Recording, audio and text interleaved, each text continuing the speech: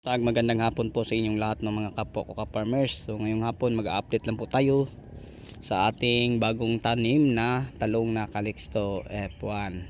Okay, so from Luzon, Visayas at Mindanao, pati sa abroad at simbang basa, welcome back po sa ating munting YouTube channel, Amazing Farming by Jisrael Palacio Carrion. Okay, panibagong video, panibagong kaalaman na naman mga kapwa ko ka-farmers, kung saan kapupulutan po natin ng aral. So ngayong hapon, share ko lang po sa inyo ang planting distance po sa pagtatanim po ng talong. Okay, so mula sa isang puno papunta sa isang puno mga kapwa ko ka-farmers, paki-take note po, ay half meter. Okay, so simula sa isang puno, no, hanggang dito, half meter po mga kapwa ko ka-farmers. Tapos simula sa isang puno hanggang rito ay 2 meters po. So yun po ang tamang planting distance sa pagtatanim po natin ng talong.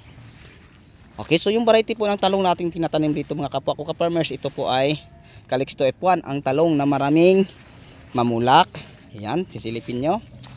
At mamunga. Ayan po, kita natin kahit bago pa ito, may mga bunga na mga ka-farmers, no, sa ilalim na ating makikita. Okay. Sana po may natutunan po kayo, no, na sa ating short video nating ginagawa tungkol po sa planting distance po sa ating talong. Ayan po mga kapwa ko ka-farmers. Okay, sa nagtatanong sa akin, bakit ko po daw tinatalian ang mga sanga papunta sa tie wire sa itaas? Ang purpose po natin mga kapwa ko ka-farmers, para yung mga bunga ay hindi makalapat sa lupa, kasi pag malapat sa lupa, kakainin po ng mga langgam. Kaya nga tinalian natin para ang bunga ay nasa itaas. Ayan po mga kapwa ko ka-farmers, no? Ang mga bunga hindi po nakasangyad, nasa itaas po ang mga bunga, oh. So yan po, no, mga ka-viewers, mga ka-farmers, ang ating update sa talong na dalawang beses na po itong napipitasan. So marami siyang mamulak ang Calixto F1, maraming mamunga. So kita natin. So ito po ang nakaka-recover natin sa bagyo.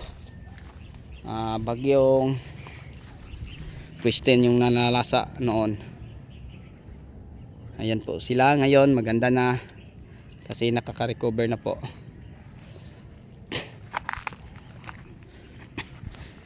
So kung may tanong man kayo mga kapwa ko ka-farmer tungkol po sa mga insecticide, fungicide, foliar na ating ginagamit, paki-check lang po, no, sa ibang video, kasi marami na po tayong tips tungkol dyan sa usapang gulayan dito lang sa Amazing Farming.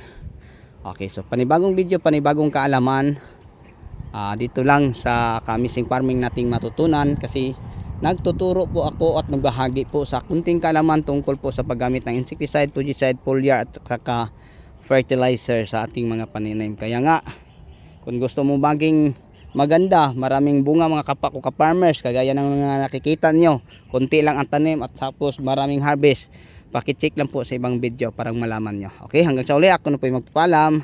Bye bye po, God bless us all. Thank you.